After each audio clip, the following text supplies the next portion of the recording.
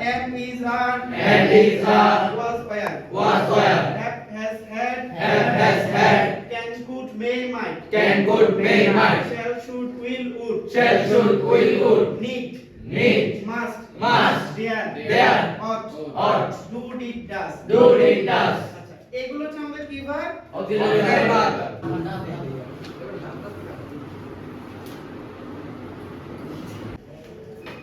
আসসালামু আলাইকুম, সকলকে স্বাগতম জানাচ্ছি আমার চ্যানেল মোহাম্মদ রাফেলে।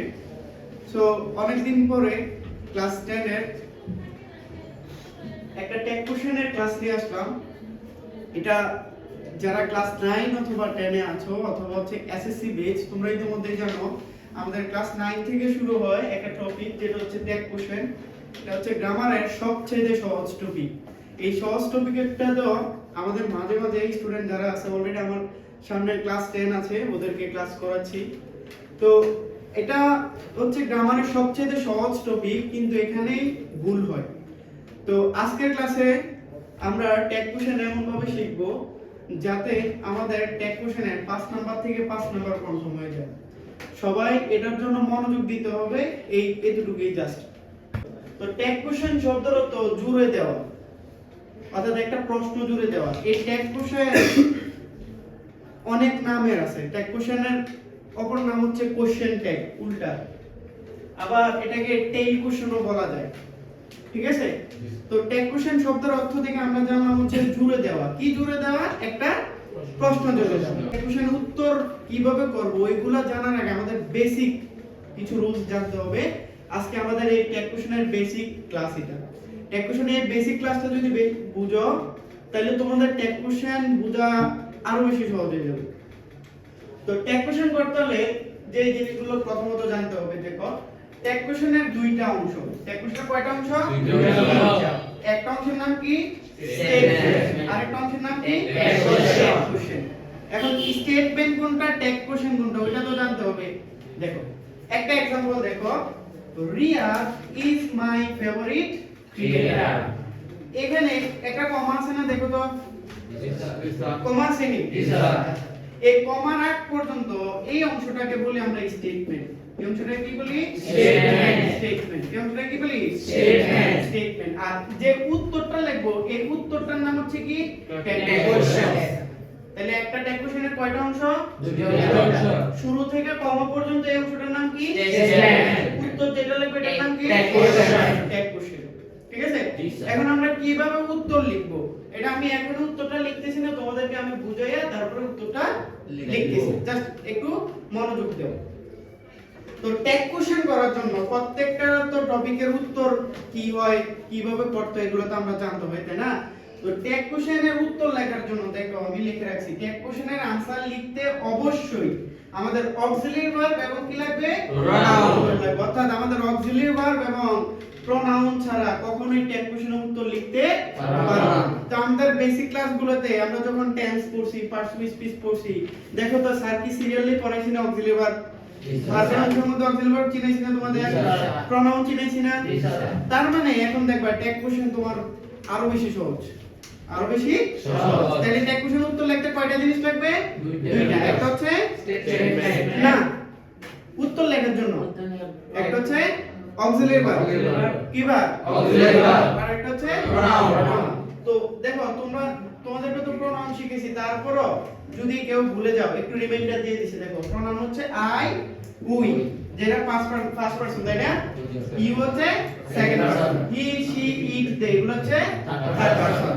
আর দেয়ারও কিন্তু একটা প্রোনাউন। দেয়ারও একটা কি? প্রোনাউন। তাহলে প্রোনাউন হিসেবে এগুলো ব্যবহার করবা, ঠিক আছে? আর দুই নাম্বার হচ্ছে অক্সিলারি ভার্ব। কি ভার্ব?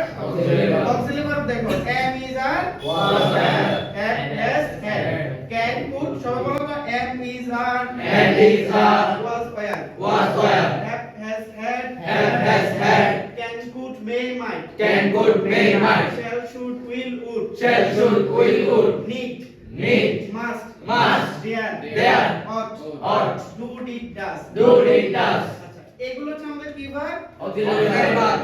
উত্তর লিখতে আমাদের দুইটা জিনিস লাগবে, একটা হচ্ছে অক্সিলারি ভার্ব আর একটা হচ্ছে প্রোনাউন। তো আমরা প্রোনাউন চিনলাম, অক্সিলারি ভার্ব চিনলাম, ঠিক আছে? জি স্যার।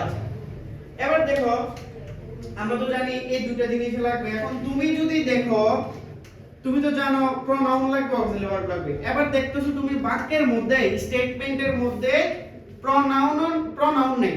কি নাই? প্রনাউন নেই। তাহলে তুমি কি করবে? আমি তো প্রনাউন ছাড়া উত্তর লিখতে পারবো না। তাহলে দেখো, সাবজেক্ট অবস্থানে নাউন থাকলে, সাবজেক্ট অবস্থানে দুইটা পার্সোনাল স্পিচে থাকে, নয়তো নাউন আর নয়তো প্রনাউন। তো প্রনাউন যদি না থাকে তাহলে কি থাকবে? নাউন। যদি প্রনাউনের পরিবর্তে নাউন থাকে, সবাই মনোযোগ দিতে হবে কিন্তু।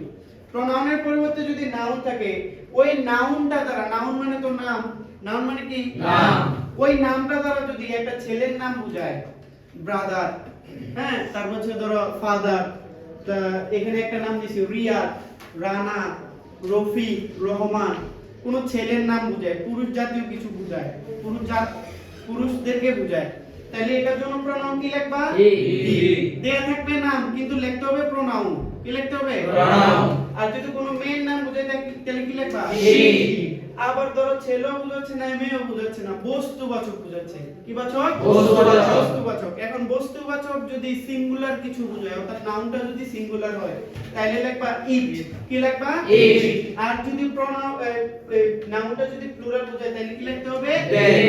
এটা হচ্ছে যদি প্রনাউন না থাকে, এটার ব্যাকআপ। বুঝছি?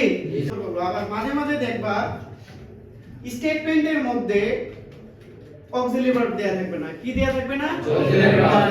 যদি অক্সিলারি ভার্ব দেয়া না থাকে তাহলে আমাদেরকে ব্যবহার করতে হবে। দেখো লিখে রাখছি, স্টেটমেন্টে অক্সিলারি ভার্ব না থাকলে ডু, ডিড, ডাজ ব্যবহার করতে হয়। আমরা তো অক্সিলারি ভার্ব চিনি, অক্সিলারি ভার্ব থাকলে কোনো সমস্যা নাই, প্রনাউন থাকলে কোনো সমস্যা নাই। কিন্তু না থাকলে আমাদেরকে যেটা করতে হবে, এটা আমরা সাবজেক্ট অবস্থানে প্রনাউনটা ক্লিয়ার করেছি। এবার যদি অক্সিলারি ভার্ব না থাকে তাহলে আমাদেরকে ব্যবহার করতে হবে ডু, ডিড, ডাজ। যদি প্রেজেন্ট টেন্স হয় তাহলে ব্যবহার করতে হবে ডু এবং ডাজ। এখন দুইটা না অক্সিলারি ভার্ব? দুইটা কি না? যেকোনো একটা ব্যবহার করলে হবে না। যদি সাবজেক্টটা থার্ড পারসন সিঙ্গুলার হয় তাহলে ব্যবহার করতে হবে ডাজ। থার্ড পারসন সিঙ্গুলার কোনগুলো? হি, শি, ইট। তাহলে কি লিখবা? ডাজ। দে এর সাথে কি ডাজ লেগে যাবে? দে তো প্লুরাল, প্লুরালের সাথে কি ডাজ হবে?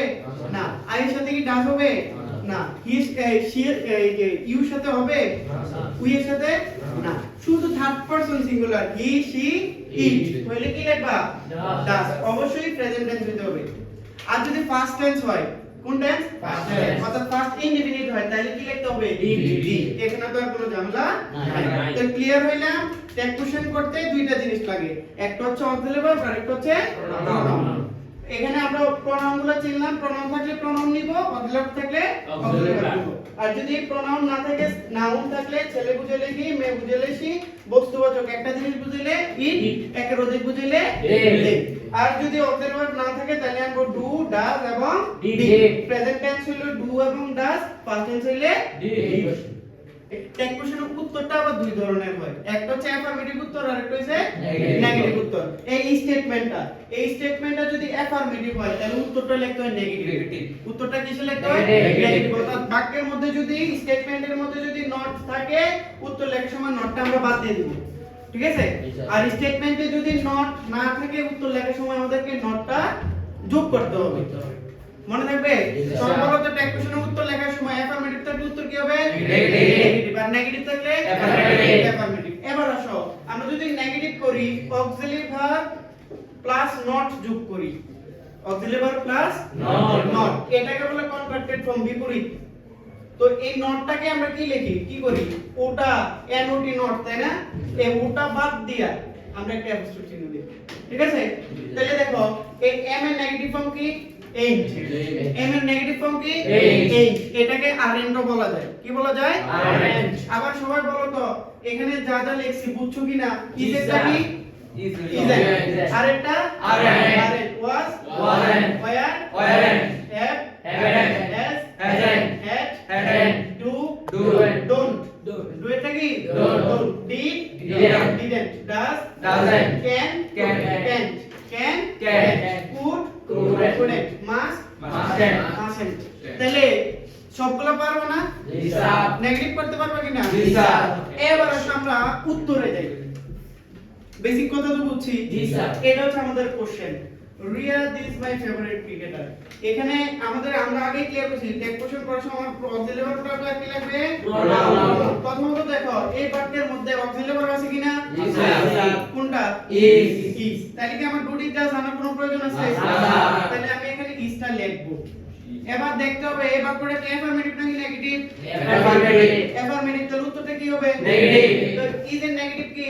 Isn't। ইজেন্ট, এই যে ইজেন্ট। এবার কি লাগবে? অক্সিলারি ভার্ব ব্যবহার করার পরে কি লাগবে? Pronoun। দেখো তো সাবজেক্ট অবস্থানে কি কোনো প্রনাউন আছে? না। নাই। তো প্রনাউন নাই, কি আছে? Noun। নাউন। নাউন কি লেখা আছে?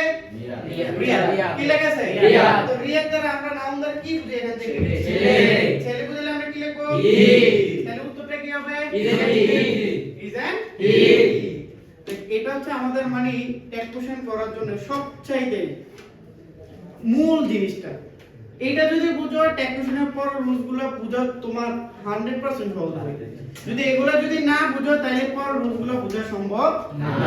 কারো কোনো কোশ্চেন থাকলে বলতে পারো, এখন সলভ করাই দিব। আছে? আচ্ছা। ওকে, তাহলে বুঝছি? জি স্যার। ওকে।